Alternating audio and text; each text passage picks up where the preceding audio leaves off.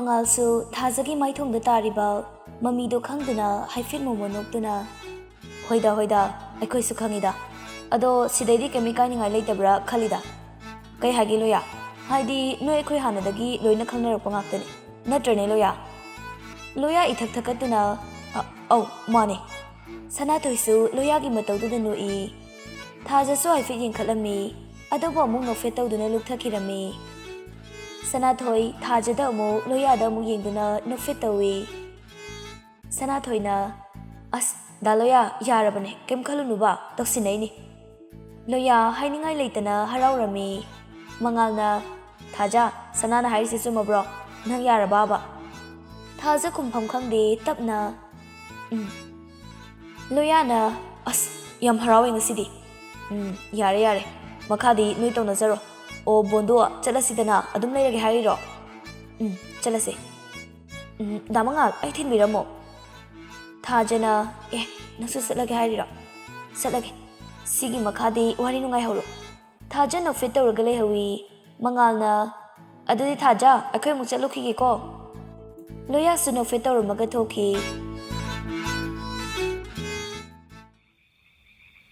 ꯅꯨꯃꯤꯗꯥꯡꯒꯤ ꯃꯇꯝꯗ ꯊꯥꯖ ꯃꯄꯥꯟꯗ ꯁꯨꯝ ꯍꯛꯆꯤꯛ ꯂꯥꯡꯗꯨꯅ ꯂꯩꯔꯝꯃꯤ ꯃꯊꯟꯇ ꯋꯥꯈꯜ ꯈꯟꯗꯨꯅ ꯃꯣꯃꯣꯟꯁꯨ ꯅꯣꯛꯆꯩ ꯇꯟꯖꯥꯗꯨꯗ ꯊꯥꯖꯗ ꯀꯣꯜ ꯂꯥꯛꯏ ꯅꯝꯕꯔ ꯈꯪꯗꯕꯒꯤ ꯀꯅꯥꯅꯣ ꯍꯥꯏꯗꯨꯅ ꯉꯥꯏꯍꯥꯛ ꯈꯟꯗꯨꯅ ꯂꯩꯔꯒ ꯐꯣꯟꯗꯣ ꯄꯥꯏꯈꯠꯂꯝꯃꯤ ꯍꯜꯂꯣ ꯊꯥꯖ ꯑꯩ ꯈꯪꯕ꯭ꯔꯣ ꯀꯅꯥꯅꯣ ꯑꯩ ꯈꯪꯗ꯭ꯔꯕꯣ ꯍꯥꯏꯁꯦ ꯂꯣꯏꯔꯦꯍꯦ ꯑꯩꯐꯥꯎ ꯈꯪꯕꯤꯔꯝꯗ꯭ꯔꯦꯕ ꯀꯅꯥ ꯃꯥꯜꯂꯦ ꯑꯝꯇꯗꯤ ꯍꯥꯏꯌꯨꯗꯅ ꯃꯃꯥꯡꯗ ꯂꯣꯌꯥꯅ ꯑꯗꯨꯝꯅ ꯍꯥꯏꯔꯛꯈꯤꯕꯗꯨꯅ ꯃꯥꯁꯨ ꯂꯣꯌꯥꯅ ꯁꯥꯟꯅꯔꯛꯏꯕꯣꯏ ꯈꯟꯗꯨꯅ ꯑꯁ ꯗꯥ ꯂꯣꯌꯥ ꯌꯥꯔꯦ ꯀꯩꯗꯧꯔꯒꯦ ꯑꯩꯕꯨ ꯑꯉꯥꯡ ꯃꯆꯥꯗꯧꯅ ꯍꯟꯖꯤꯟ ꯁꯥꯟꯅꯔꯤꯁꯤꯕꯨ ꯀꯩꯒꯤꯅꯣ ꯀꯅꯥꯅꯣ ꯂꯣꯌꯥꯗꯤ ꯑꯩꯗꯤ ꯂꯣꯌꯥ ꯅꯠꯇꯦꯀꯣ ꯊꯥꯖ ꯉꯛꯅ ꯗꯥ ꯂꯣꯌꯥ ꯅꯠꯇ꯭ꯔꯗꯤ ꯀꯅꯥꯅꯣ ꯑꯩ ꯈꯪꯗ꯭ꯔꯣ ꯊꯥꯖ ꯀꯅꯥꯅꯣ ꯁꯨꯈꯨꯝꯗꯅ ꯁꯥꯟꯅꯔꯛꯄꯩ ꯑꯣꯏꯔꯗꯤꯅꯦ ꯋꯥꯔꯧꯕꯤꯅꯨ ꯑꯩ ꯊꯝꯖꯔꯒꯦ ꯉꯥꯏꯈꯣ ꯊꯝꯈꯤꯅꯨ ꯑꯩ ꯍꯥꯏꯒꯦꯕ ꯑꯩ ꯔꯣꯃꯦꯁꯅꯦ ꯈꯪꯗꯕ꯭ꯔꯣ ꯊꯥꯖ ꯈꯨꯝꯐꯝ ꯈꯪꯗꯅ ꯇꯨꯃꯤꯟꯅ ꯉꯥꯛꯇꯪ ꯂꯩ ꯔꯣꯃꯦꯁꯅ ꯊꯥꯖ ꯀꯩꯗꯧꯔꯒꯦ ꯇꯨꯃꯤꯟ ꯂꯩꯔꯗꯤ ꯀꯩꯝ ꯇꯧꯗꯦ ꯗꯥ ꯔꯣꯃꯦꯁꯇꯤ ꯑꯩꯒꯤ ꯅꯝꯕꯔꯗꯤ ꯀꯃꯥꯏꯅ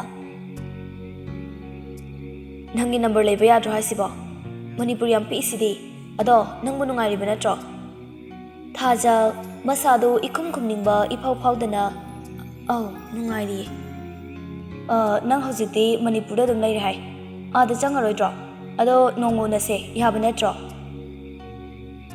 ꯀꯅꯥꯅ ꯍꯥꯏꯔꯛꯏꯅꯣ ꯗꯥ ꯔꯣꯃꯦꯁꯇ ꯑꯩ ꯁꯤꯗ ꯂꯩꯌꯦꯅ ꯃꯤꯅ ꯍꯥꯏꯔꯛꯏꯅꯤ ꯀꯩꯅꯣ ꯅꯍꯥꯟꯁꯨ ꯅꯪ ꯁ꯭ꯀꯨꯜ ꯔꯣꯝꯗ ꯍꯥꯏꯐꯦꯠ ꯎꯏ ꯀꯧꯒꯦꯅ ꯇꯧꯔꯤꯉꯩꯗ ꯑꯗꯨꯝ ꯆꯠꯈ꯭ꯔꯦ ꯑꯗꯣ ꯅꯣꯡꯃ ꯎꯅꯕ ꯌꯥꯔꯗꯤ ꯎꯅꯁꯦ ꯑꯩ ꯅꯪꯒ ꯋꯥꯔꯤ ꯁꯥꯒꯗꯕ ꯈꯔꯁꯨ ꯂꯩꯌꯦꯕ ꯅꯣꯡꯃ ꯃꯇꯥꯡ ꯆꯥꯕꯗ ꯑꯗꯨꯝ ꯊꯦꯡꯅꯖꯅꯤꯗ ꯗꯥ ꯔꯣꯃꯦꯁ ꯑꯗꯣ ꯑꯩ ꯀꯣꯟꯅ ꯑꯃꯨꯛ ꯇꯧꯔꯛꯑꯒꯦ ꯌꯥꯝ ꯆꯤꯟꯕ꯭ꯔꯣ ꯅꯠꯇ꯭ꯔꯒ ꯑꯩꯒ ꯋꯥꯔꯤ ꯁꯥꯕꯁꯦ ꯌꯥꯝ ꯇꯟꯕ꯭ꯔꯣ ꯑꯗꯨꯕꯨꯔꯣ ꯑꯩ ꯊꯕꯛ ꯈꯔ ꯂꯣꯏꯁꯤꯟꯒꯦ ꯇꯧꯕ ꯊꯝꯃꯒꯦꯀꯣ ꯗꯥ ꯔꯣꯃꯦꯁ ꯑꯁꯤ ꯍꯥꯏꯔꯒ ꯊꯥꯖ ꯀꯣꯜꯗꯨ ꯀꯛꯊꯠꯂꯝꯃꯤ ꯃꯁꯥꯗꯣ ꯁꯥꯎꯅꯤꯡꯕꯁꯨ ꯐꯥꯎꯏ ꯑꯩꯒꯤ ꯅꯝꯕꯔꯁꯤꯅ ꯀꯅꯥꯗꯩ ꯑꯃꯨꯛ ꯂꯧꯔꯤꯖꯥꯠꯅꯣ ꯇꯟꯖꯥꯗꯨꯗ ꯂꯣꯌꯥꯒꯤ ꯀꯣꯜ ꯂꯥꯛꯏ ꯉꯥꯏꯍꯥꯛ ꯁꯥꯎꯔꯝꯃꯁꯨ ꯂꯣꯌꯥꯒꯤ ꯀꯣꯜ ꯂꯥꯛꯄꯗꯨꯗ ꯊꯥꯖ ꯃꯥꯏꯊꯣꯡꯗ ꯃꯣꯃꯣꯟ ꯅꯣꯛꯆꯔꯝꯃꯤ ꯍꯜꯂꯣ ꯇꯨꯝꯃꯕꯣ ꯀꯩꯗꯧꯔꯤꯒꯦ ꯏꯃꯨꯡꯗ ꯂꯩꯕꯗꯣ ꯑꯣꯝꯆꯥꯛꯅꯩꯌꯦꯅ ꯃꯄꯥꯟꯗ ꯁꯨꯝ ꯍꯛꯆꯤꯛ ꯂꯥꯡꯉꯝꯕꯅꯤ ꯗꯥ ꯂꯣꯌꯥꯗꯤ ꯑꯩꯗꯤ ꯊꯕꯛ ꯈꯔ ꯇꯧꯔꯝꯕꯅꯤ ꯑꯗꯨꯗ ꯅꯪ ꯁꯨꯝ ꯅꯤꯡꯁꯤꯡꯂꯛꯑꯕ ꯑꯗꯣ ꯍꯌꯦꯡꯗꯤ ꯏꯕꯥꯅꯤ ꯎꯅꯁꯤꯔꯥ ꯀꯥꯏꯗ ꯄꯨꯡ ꯀꯌꯥꯗꯅꯣ ꯈꯪꯗꯦ ꯑꯩꯅ ꯄꯨꯅꯤꯡꯕ ꯃꯐꯝꯗ ꯄꯨꯡ 11 ꯑꯗꯨꯋꯥꯏꯗꯣ ꯅꯪ ꯊꯕꯛ ꯂꯩꯕ꯭ꯔꯣ ꯊꯕꯛꯄꯨꯗꯤ ꯂꯩꯇꯦ ꯑꯗꯣ ꯇꯣꯏꯅ ꯎꯅꯕꯁꯦ ꯅꯨꯡꯁꯤꯕꯒꯤ ꯃꯒꯨꯟ ꯃꯥꯡꯊꯔꯣꯏꯗ꯭ꯔꯣ ꯀꯅꯥꯅ ꯍꯥꯏꯔꯤꯕ ꯏꯕꯥꯅꯤ ꯀꯌꯥꯝ ꯇꯣꯏꯅ ꯎꯅꯗꯅ ꯑꯩꯗꯤꯅꯦ ꯏꯕꯦꯝꯃ ꯃꯤꯀꯨꯞ ꯈꯨꯗꯤꯡꯒꯤ ꯅꯪꯁꯦ ꯑꯩꯒꯤ ꯅꯥꯛꯇ ꯈꯤꯜꯂꯒ ꯊꯝꯅꯤꯡꯉꯤꯕꯅꯤ ꯑꯁꯤꯕꯨ ꯋꯥꯅꯤꯅ ꯑꯗꯨ ꯑꯣꯏꯔꯒꯅ ꯑꯩꯒꯤ ꯃꯨꯔꯇꯤ ꯑꯃ ꯁꯥꯔꯒ ꯊꯝꯃꯒꯦꯔꯣ ꯑꯩꯁꯨ ꯈꯜꯂꯤꯅꯤꯅꯦ ꯑꯗꯨꯗ ꯊꯋꯥꯏ ꯄꯥꯟꯗꯕ ꯋꯥ ꯉꯥꯡꯗ꯭ꯔꯕ ꯃꯨꯔꯇꯤꯗꯨꯅꯗꯤ ꯑꯩꯉꯣꯟꯗ ꯀꯩꯗꯧꯔꯨꯅꯦ ꯑꯩꯁꯨ ꯈꯜꯂꯤꯅꯤꯅꯦ ꯑꯗꯨꯗ ꯊꯋꯥꯏ ꯄꯥꯟꯗꯕ ꯋꯥ ꯉꯥꯡꯕ ꯌꯥꯗꯕ ꯃꯨꯔꯇꯤꯗꯨꯗꯤ ꯑꯩꯉꯣꯟꯗ ꯀꯩꯗꯧꯗꯣꯏꯕ ꯃꯨꯔꯇꯤꯒꯤ ꯋꯥꯗꯤꯅꯦ ꯑꯩꯒꯤ ꯊꯃꯣꯏꯗꯁꯨ ꯑꯗꯨꯝ ꯍꯛꯇꯨꯅ ꯂꯩꯈ꯭ꯔꯦꯗ ꯑꯩꯅ ꯄꯥꯝꯃꯤꯁꯤꯅ ꯂꯤꯕꯤꯡ ꯐꯤꯃꯦꯜ ꯍ꯭ꯌꯨꯃꯦꯟ ꯕꯤꯡ ꯑꯁꯤ ꯍꯥꯏꯔꯒ ꯃꯊꯟꯇ ꯃꯣꯃꯣꯟ ꯅꯣꯛꯏ ꯊꯥꯖꯁꯨ ꯂꯣꯌꯥꯒꯤ ꯋꯥꯍꯩꯗꯨꯗ ꯅꯣꯛꯊꯣꯛꯈꯤ ꯈꯪꯗ꯭ꯔꯦꯅꯦ ꯑꯩꯈꯣꯏ ꯐꯤꯃꯦꯜ ꯍ꯭ꯌꯨꯃꯦꯟ ꯕꯤꯡꯁꯦ Maray ama itaw tawrise ahiga unanindrajalo. Unanaba dada tamo pareng lengkhrajalo. Taningde ko lengjade. Hayeng adumunase pung 12 da ai tholage. Hoine adumaina ngasaina haradi se aigidine nanga unabane bo haradi meeting ga lairena. Tokno hoita cancel. Aduga aruba thaba ma leiramasune cancel tok thoktuiba khangidana. Loyana thaja kayam nungsijage do. Daloya aiga khangnabadagine business ka loina fail amoidana ne. Kaidaboy fail oidino hena chawkhatpa ngakta oidoini. Oidoini. Ado aidi wahaina utba nungsibada thabakna utba nungsibane hena pamida. Aigidi wahaina su utni thabakna su utni aina nang sangai se kayam kuire nangdi kem khangamoine. Aisune khange tawramba adum khangaudre. Daloya di daloya bu nungsijaba napi miyam su leirapanina aisu kaya khanjiludre. Is nachinaya ke ni hena aibu nupi yam loinarapai tapta nangni ni bema ayam waraksani ko tumin nang senabada ado hojikti phongdok jarabanina kharadi fare ado bu nungsibadi sum nongmagi hinkale aisu daloya bu lona di dum nungsire ado bu oithokpa yaroina di khale farese sigi warisi toase chaksarabo sadri ngaiko kaigi oithokpa yarodiba ha kaigi oithokpa yarodinoba nungsiraga nangsu losilaga lairinine ngamdi ngamhe nangse nahana haira amadine nahana chahi fana yam phadana anniversary ga tawraniba wahalot pe yam haiduri nang ibema as nungsiye bu kamaina nupi aina hekta donglaw na hairak tuino nungsira de hairakadabane daloya su chahi mayam kaigi phumaga thamino nahana ko hairakpa kaidoge loyana kainwe mi aidi mi nungai baini aisu nungai baini yam nungai ni na ngai ha oina boy kai boy launaraga amuk ingthanaraga adu thaja nang aibu nungding siko as daloya nungsi yemi yam hanglakano ba ai ikai jemne adu dang khumbada bo ikairadi kamai tawne aidi khangde nangse hana daisu yam nungsi hajiksu yam nungsiri konasu adum nungsikhini Tanjaduda Thajagi mama machanupida Ibema nangbu kadai da legini he sidam talaw ne aw ima ai lae daloya ai ima na kaure horen message oina tharagi ko thamage hoi asi haraga phone thamnaraga loya su harauduna phone du da chupsili magi mataudu machanupi leisabi pungkhak pharaklabi thadoisu magi kada changlakpada chapchana uhobagi aima loyana onthorakpada machanupi leirambaduda khangboy ikaiboy nandi sida kaidoriba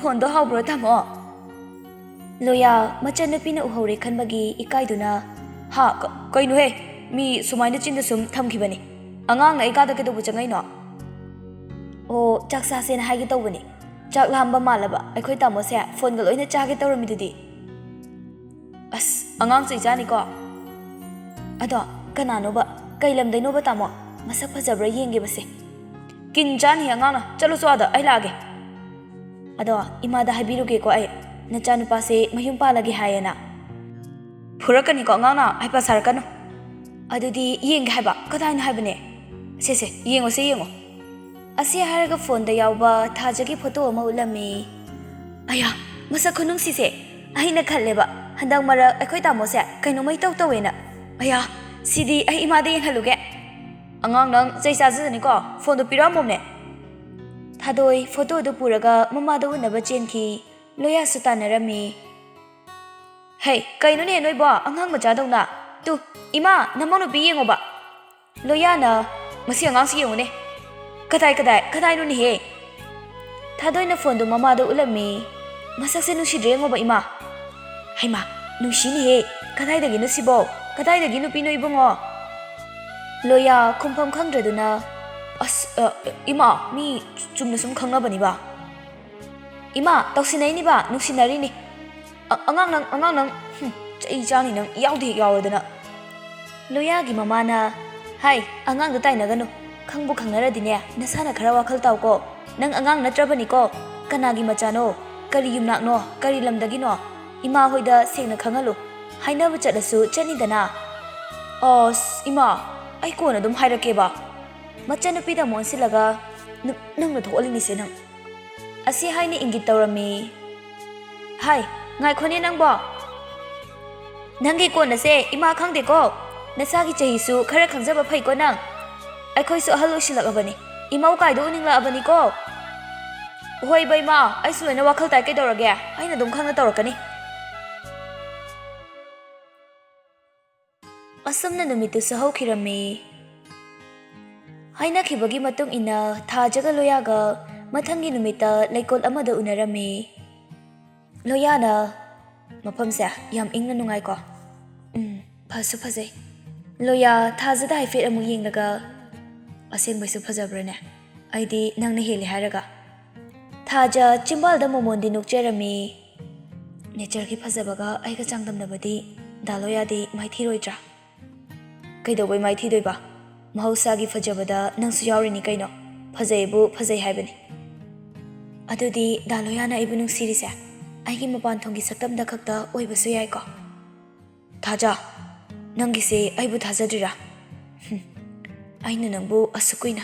Nangbu sangjarakpase. Nangna hojiksu kemta khangbidi natra. As adugi nati daloya. Thaja, nangi mapan thongi saktamda nate. Aina nangbu nungsirise. Nangi thamoidubani. Thamoida nate. Loinamak. Nangi nebo hairadi nungsidaba amata yaude. Si hairadi farabra. Mina hairise yam thajadabai type ta tawsileeba. Thaja loyana serious tarakpodada amuk nokcherami. Ai daloyabu thajayeba. Thajabaini aina hangisisu. Aina daloyabune kemta khalamdradi aisu kaisu hangamoy. Loya thajadaba mitkuptaba makai mifam hongdana yengduna leirami. Kaidawremo mune yengaidubo. Yengini kaino yengba yadra haisibo. Nangse aina yengnaba natraba. Khangdi Thaja. Aidi adoda khangde nangse yam nungsi. Hanana lona nungsijaba. Haujikna phongna nungsiba. Wakhal khaktani yangba. Nungsibadi adum lengdri. Aigidine nangonda lepe. Thaja loyada tapna yengkhachai. Loya amuksu makha tarai. Sumaina nang ai faminadunane. Nungsi wari sanaba phangani habase.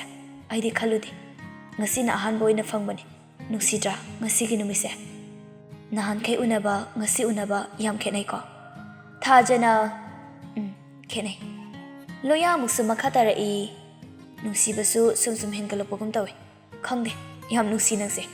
Ngarang imada faune nangi wari hodokrabani. Kamaina asuk thuna. Haidrudi kaino. Ikaijadra. Kaidobai kaidubai dia. Imado yam phabani. Nangsu hengwai leminaraga khangni. Ado imana kai hairakeba. Kai hairunia pakhang aribo ujingai pusila o mamau pame sinidana. Thajasu momo nokcherami. Ado daloya kainomta. Thaja maithongda momo noklambasu maithongdo muksat mamsinki. Kaino hayo kaidawrage. Daloya ibanise yekti thoknai. Ha yek as yeki wabu he kem khaluno. Mi yek thoknaba mayam longnarisibu aikhoi dangsu nate. Kem khaluno ko lai khormaga loina fai haibani. Madu phana oidunasu hayengwai. Ibani lap thoknadaba yaroi hairadi. Kanana hairaktuiba. Yarise wari nungaina saringaidane yek nung amuk tawsala anuba. Nangsu kanada wakhal yam khanjili. Aigi nungsibase aduna thingba ngamgadrane. Loyana Thajagi makokta makhut thamduna aina ngasi wasaklisini. Punsida nangna taba nupi amataga ayum panminaroi. Masida ayet apan kaya laklabasu ay loina mayoknagani. Madugidama nangna wabiyo haide. Nangi haibabune ay nungsibiyo. Namthak tawbigano. Daloya. Adugumada yam khanjingano ay ikarakidawiko ko. Loyasu mathwai inung nungairamde. Thajasu wa makhai ta taramdre. Makhoi ani ngahak tamina leinai. Thajana Daloya. Loya khitang saurukna hau. Daloyana aise. Asi haina wa makha tajingai tanjaduda kadomdagi nu khangaudana romesh ka mamanaba kharagasu wari sanaduna lakpada Thajaga Loya ko unabadu Romeshna Thajagi manakta changsinduna Thaja natro Thaja Romesh ubada khamprek khanglami. Udaba kuire. Loya da mu ansilaga kanano mana. Loya na Romesh da yengaga kanano sinamo. Thaja phuk hogolaga loya da chalasita loya. Asi haraga phuk hogotana loya bu mukhu samlaga chatkirami. Loya ga Romesh ka du thaina bada khana yengnarami. Romesh na Oi, Thaja, saubro, ngai khone.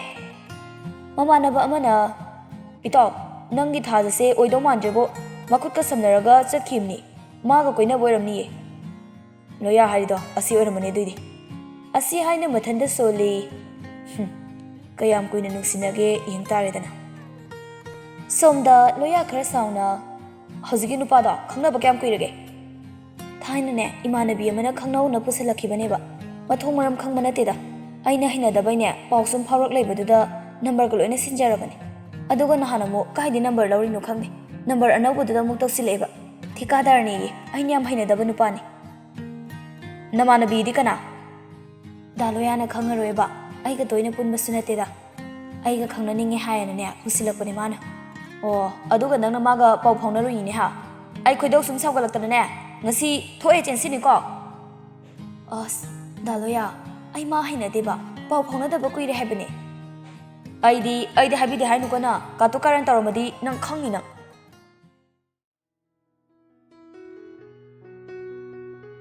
numidangdu Thaja mamada ima ngasai aiki kuthi yengobuda kai hairake ihe aidi ikaw bu kawroidana handakti ne nangi punsigi oina dasapangde ayet apan khara layena haibani ko ikai ba chopa nangani haibasu lay aduna ne miti na baloina badane cheksilu hayengse ningthauka banu mini nangi na pong mini na ne ima ga puna ne nang suyauna govinda da ne sangom kherkat pa chalusi aduga mana ne nupa yumpham su awang mai kai pakna de hairakpani ko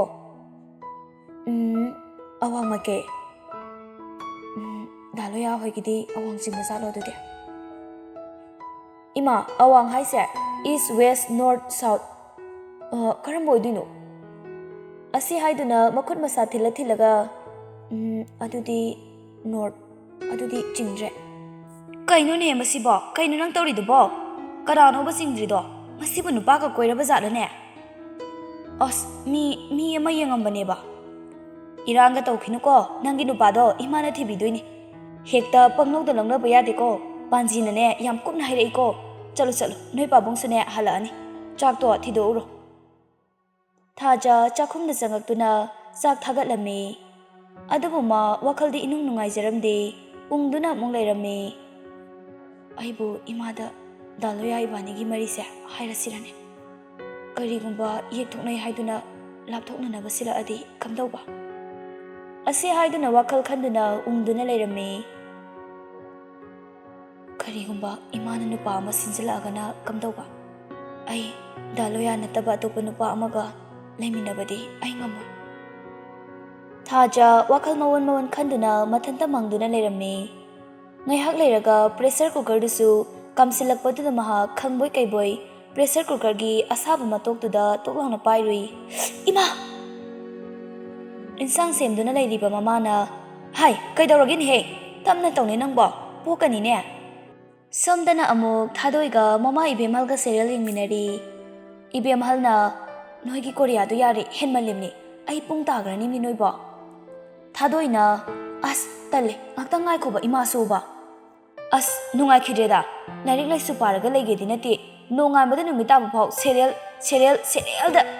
ling mama tamdo larik paradi kayam kanani kadom daino khangde Thadoi gi mapa mangi su fat phausila ami angang da di hariba nang sa adugi matamduda cha insang thongdo adi mathelu koi kayano langba yaduise chop hengma nei noi animak nong mane aina saurakpada tv thukai ba soidrabani nachanu padi hojik ta swai da lei hobani magi ka da leiramgani loya su tv ka rom da kumtharaklami ma kumtharakpadu da nanga sai thabak lakte kai dore ai thabak ma chaluba adu da thengdokhraba baba kayam luba thabak no ne haifet hairambadi aidana somdana customer mayam na nang ngairaga lei phone su chatte phone do budi charge yaudabagi switch off takhibaini kai aruba thabak no ba nangna ne thabak ko loina thado maga chali do ba Thadoina, adubro baba, namong nubi unaruriba.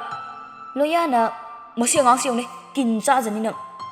Mangi ingangak na yengduna lay, aduga hairai, ha, kaino ni, hoy ne, adu oirasu haifet hairambadi yaidana. Somdadi nang yaudabada thabak loina fail oire. Loyana, tamo Rogesta loina sinarami ay yaudadi yadadongna. Mangidu no fet tawraga, ngai ko ni he, nang muna chanupina hairise, aseng bro. Kai waidagino kanagi macam sunune. Ipagi wadi masak phajalo sini hai. Thadoina, yam phajabani ngoi dogi di pabung. Hoi ne, nupi na masaka thiraga isauga langakpadi yam thibani ko seng baiso. Ibem halna yam tanjadra asibu wani na. Mangina tanbana tene he parata birini ne. Ibem hal hoi ne he masak phajaraga aphaubi akhoi kase khudongbi da ne hapaga leiba ngambi nupi oiramadi kamai tawni moi pabung su yawn he khijani. Hai mama nangi du nachanupa hulen he ibani gi nachanupa na bo adugumba purakadro. Ho moi bana ne phajaba yam pambadu da haijabani da. Loyana yariba babasu imasu animagi chapmane yam ware. Mangina hai sisu khanadaba yadaba wani ne. Yum sida sagai sida tingadabo maugi wari sabasibu yam important oiba topic natro. Sisu meeting to yaba topic ni ne. Ipem halna hoise meeting do aide ngai haktang leiraga yaujage. Moi baga ne nachanupaga asaida hobiramo serial ngai hakta yengkhige. Oh sidani ne aina TV thugai duise. Loyana thugai kinu sakhenbi imana haibani pungning phathabiyu pharabani si oiradi. Mangi Loyana dum hairakpaduda masunu I hera saujinabani saubadi ngamdeda natrani mama.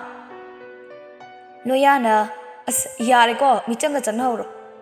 Asi hairaga masu noga amuka khatkre. Nongma Sanathoi Thajahoi da laktuna makhoi ani wari sanaduna leirami. Sanathoina handakti nungaiba wari yam leiramdau male. Ado wari ka yaurage.